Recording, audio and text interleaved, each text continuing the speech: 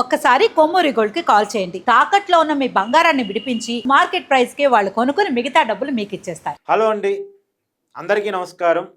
నేను మీ కట్టా కార్తీక్. వైసీపీ అధికారంలో ఉన్నప్పుడు తిరుమల తిరుపతి లడ్డూ ప్రసాదంలో వాడే నెయ్యి కల్తీ చేయబడింది, కల్తీ నెయ్యి వాడారు అన్న దాని మీద వైసీపీ కూటమి నాయకుల మధ్య మాటల యుద్ధం మనం గత కొన్ని రోజులుగా చూస్తూ ఉన్నాం.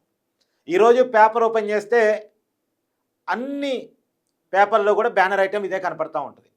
ఒకవైపు చంద్రబాబు నాయుడు గారు, పవన్ కళ్యాణ్ గారు, మాధవ్ గారు బీజేపీ ఏపీ రాష్ట్ర అధ్యక్షులు, ఆ ముగ్గురి ప్రెస్ మీటు.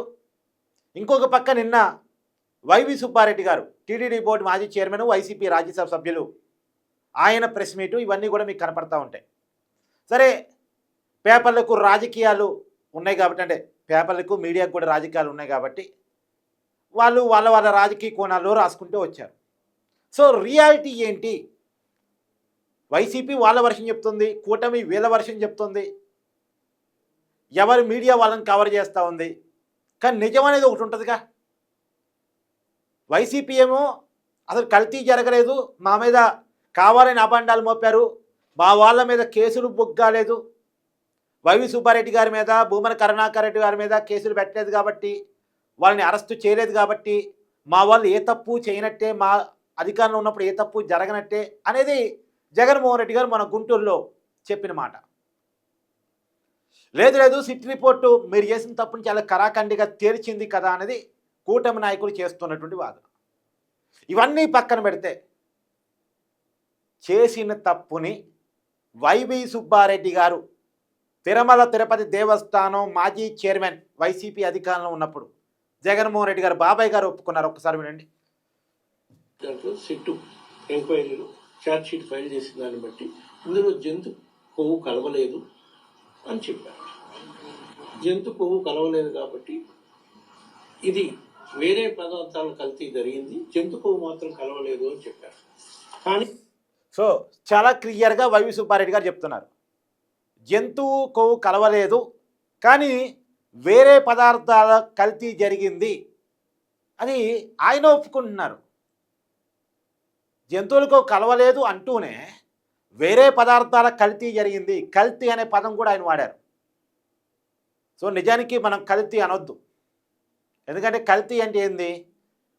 నెయ్యి వాడుతూ నెయ్యిలో ఏదైనా వేరే ఇంగ్రీడియంట్స్ కలిపితే దాన్ని కల్తీ అంటారు.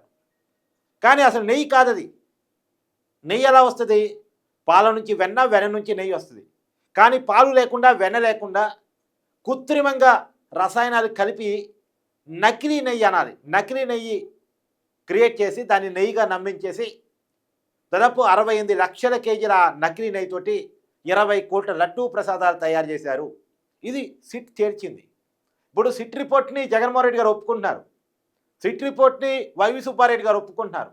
అంటే ఆ సిట్ రిపోర్ట్లో వాళ్ళకి కావాల్సింది మాత్రం ఒప్పుకుంటే కుదరదుగా, సిట్ రిపోర్ట్ మొత్తం ఒప్పుకోవాల్సిందేగా. సిట్ రిపోర్ట్ ఏం చెప్తుంది? తిరుమల తిరుపతి దేవస్థానం నిబంధనలు మార్చి, ఏ నిబంధనలు కూడా చాలా క్లియర్గా నేను చెప్తా. 4 లక్షల పాదసేకరణ కెపాసిటీ ఉన్న వాళ్ళకే నెయ్యి టెండర్ ఒప్పజెప్పాలని నిబంధన ఉంది. ఆ నిబంధన పూర్తిగా తొలగించారు. తర్వాత ఇంకొక నిబంధన ఉంది, 250 కోట్ల టర్నోవర్ ఉన్న కంపెనీకే నెయ్యి టెండర్ ఒప్పజెప్పాలని. ఆ నిబంధన మార్చారు. 250 కోట్ల నుంచి 150 కోట్లకి నిబంధన మార్చారు.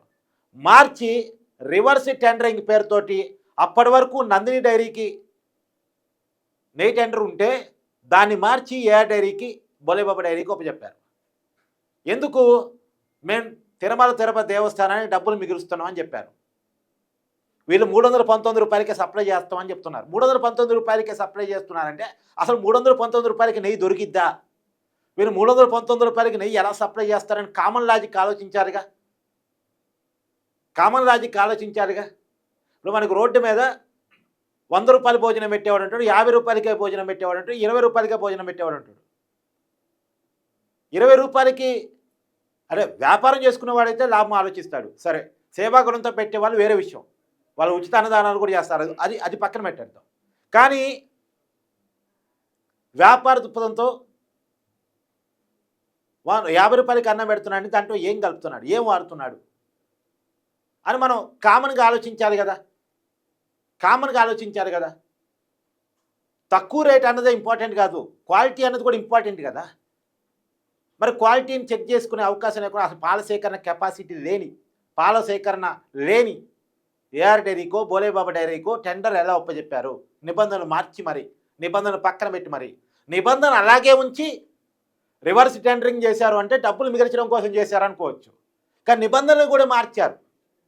ఏఆర్ డైరీకి బోలేబాబా డైరీకి నెయ్యి టెండర్ ఒప్పచెప్పడం కోసం నిబంధనలు కూడా మార్చారు. అంటే ఇంటెన్షనల్గా ఏఆర్ డైరీకి టెండర్ ఒప్పచెప్పారు. ఎవరు అప్పచెప్పారు? అప్పుడు చైర్మన్ వైవి సుబ్బారెడ్డి గారు, అదనపు ఈవో ధర్మారెడ్డి గారు. వీళ్ళ పెత్తనమే కొనసాగింది. కాకపోతే వీళ్ళు కేసుల్లో లేరు. అదే కదా బాధ. ఇప్పుడు జగన్మోహన్ రెడ్డి గారు వీళ్ళు కేసుల్లో లేరు కాబట్టి మేము తప్పు చేయలేదు అంటారు. వీళ్ళెందుకు కేసుల్లో లేరు తప్పు జరిగినప్పుడు అనేది మన బాధ. తప్పు జరిగిందని సిట్ చెప్తుంది, కానీ తప్పు చేసిన వాళ్ళ పేర్లు నిందితుల లిస్టులో లేదు. అంటే ఉన్నాయి కొంతమంది అధికారులు, ఉద్యోగులు, వాళ్ళ పేర్లు ఇరికించారు. కానీ చిన్న చేపలు కాదు కదా, నిర్ణయాలు తీసుకుంది వీళ్ళు కదా. ఏఆర్ డైరీకి టెండర్ ఎవరు చెప్తారండి? ఒక తిరుమల తిరుపతి దేవస్థానం ఎంప్లాయీ చెప్తాడా? ఆ చైర్మన్ తెలియకుండా టెండర్ ఏఆర్ డైరీకి పోయిద్దా? చైర్మన్ తెలియకుండా నిబంధనలు మారుస్తాయా? పైగా నిన్న వైవి సుబ్బారెడ్డి గారి ప్రెస్ మీట్ అంతా చూడండి. మైసూరుకి సంబంధించిన ల్యాబ్ వాళ్ళు, సిఎఫ్టిఆర్ఐ ల్యాబ్ వాళ్ళు రిపోర్ట్ ఇచ్చారు. రిపోర్ట్ ఇచ్చిన మాట వాస్తవమే. వాళ్ళు నెయ్యి కల్తీ జరిగిందని చెప్పిన మాట వాస్తవమే. ఎప్పుడు 2022-23 అప్పుడు నెయ్యి కల్తీ జరిగింది అని చెప్పిన మాట వాస్తవమే. కానీ మేము ఆ రోజు అధికారులు చర్య తీసుకున్నారో లేదో నాకు తెలియదు, క్లారిటీ లేదు. అదే అధికారులను అడగాలి ఆ మాట అని చెప్పేసి అన్నారు. అంటే నెయ్యి కల్తీ జరిగిందన్న రిపోర్టు వైవి సుబ్బారెడ్డి గారికి చేరింది. వైవి సుబ్బారెడ్డి గారికి నెయ్యి కల్తీ జరిగింది అనేటువంటి రిపోర్ట్ చేరింది. ఆయన చైర్మన్గా ఉన్నప్పుడే చేరింది. కానీ చర్యలు తీసుకున్నారో లేదో అధికారులకే తెలియాలట. మరి చర్యలు తీసుకున్నారో లేదో అడగాల్సిన బాధ్యత చైర్మన్గా ఉన్నటువంటి వైవి సుబ్బారెడ్డి గారికి ఉంటుంది కదా. సో తప్పు క్లియర్గా కనపడతా ఉంది. తప్పు చేసినట్టు వైవి సుబ్బారెడ్డి గారు కూడా అగ్రీ చేస్తున్నారు. సరే, వివాదమైనటువంటి యానిమల్పేట అంశాన్ని పక్కన పెడదామండి.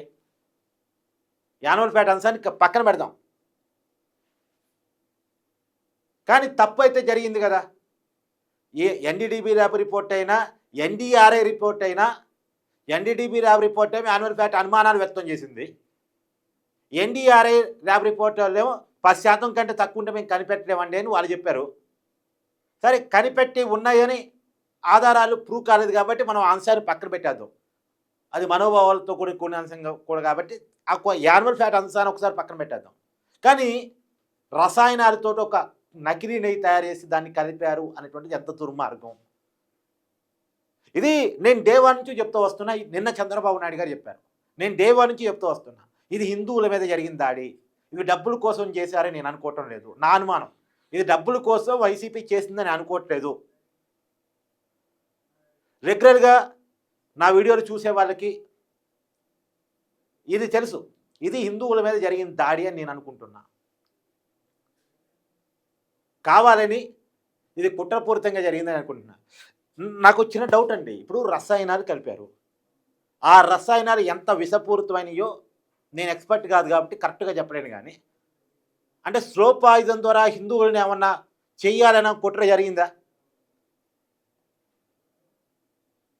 నిజంగా రకరకాల అనుమానాలు ఉన్నాయి. అనుమానాలనే అంటున్నాను నేను.